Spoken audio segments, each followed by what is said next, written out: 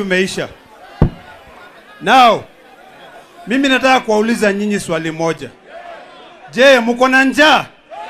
Mko na njaa? Na siku ile mimi nilikuwa natetea baba hii kiti isiende. Mbona hamkukuja? Mbona hamkukuja? Sasa sikiza. Na mnipatie masikio kidogo. This is a second chance for you to liberate this country. Nilisimama, nikasema, nikapigana, nikapigwa, lakini nikatoka kama mwanaume. Sasa hivi vijana yote, mimi nataka kuwaomba, naomba leo tumekuja hapa kusaidiana na nyinyi, si ndio? Nataka kuwaomba wote na wote vijana wote Kenya. Hakuna chakula Kenya. Tuko na njaa. Mimi nataka mkasirike kabisa ili tuweze kukomboa Kenya hii. Mko tayari? Wacha niwaambie Kenya Ruto anafanya sasa. Ruto anafanya ile kitu ambaye hata wana historia. Unajua mimi saa zingine ni mwanafunzi wa siasa. Na ningependa kuwaonesha tu siasa kidogo. Zamani kulikuwa na mtu alikuwa anaitwa Karl Marx na Friedrich Engels. Walizungumzia kuhusu religion, wakasema religion is a modern opium. Ati ni ile bangi mpya inatumika kunyanyasa watu.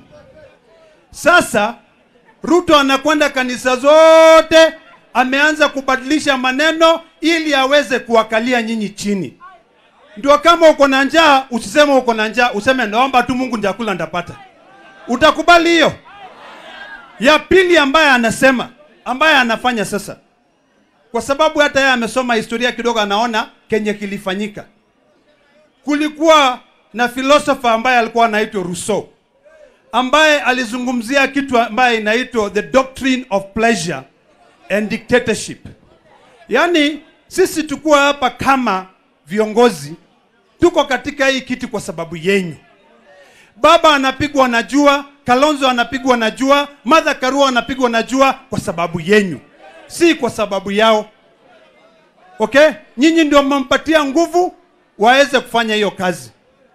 Sasa nataka kuambia wale ambaye nyinyi mliwapatia kazi, lakini wakaenda wakaweka tumbo yao mbele, kweli wako na pleasure yenu tena kufanya kazi? Ruto anafanya hivi, anajua yeye kama mahali amejiweka hawezi andika sheria yoyote.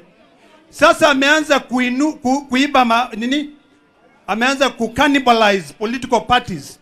Alianza na UDM. Sasa ameingia katika Jubilee. Anaingia pia katika ODM.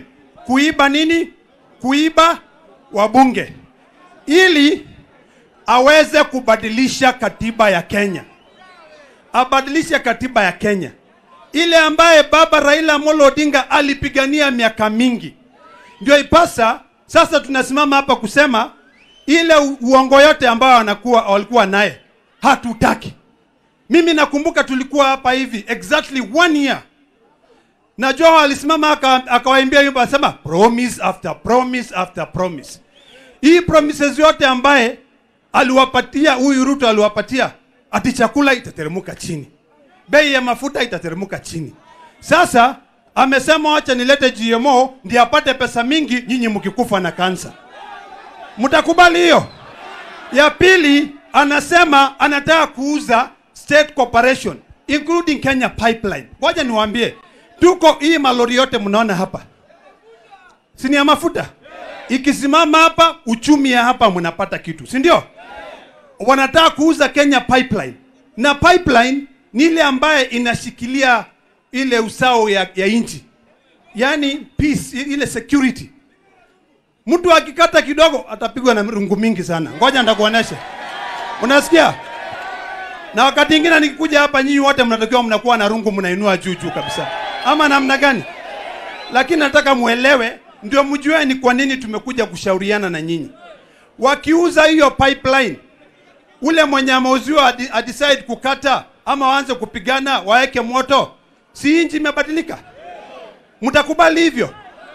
Wakiuza Kenya Meat Commission, wale watu ambao wameandikwa kule, mtakubali wakae bila kufanya kazi? Sasa nikimalizia, na munisikize tafadhali.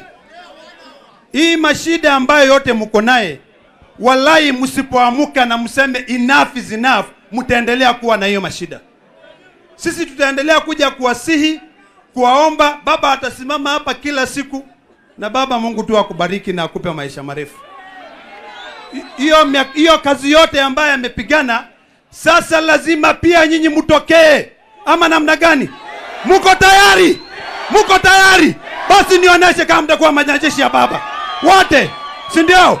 Semeni after me, Ruto must go. Ruto must go. Ruto must go.